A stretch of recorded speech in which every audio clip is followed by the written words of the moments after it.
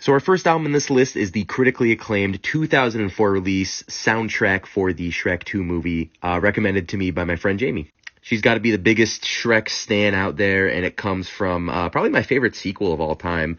Unfortunately, no Smash Mouth on this, but it does have Accidentally in Love by Counting Crows as the lead single, which is still fine.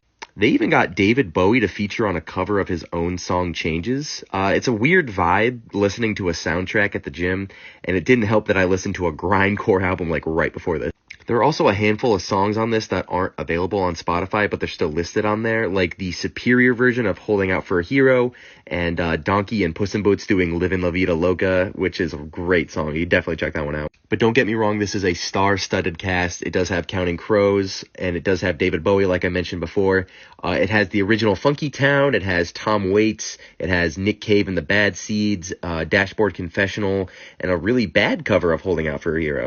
As a whole album listen, it's really disjointed and changes energy levels all across it. I really wouldn't recommend working out to it, but if you get the OG version with Eddie Murphy and Antonio Banderas and Fairy Godmother doing Holding Out for a Hero, then it gets a spin for the pure nostalgia rush.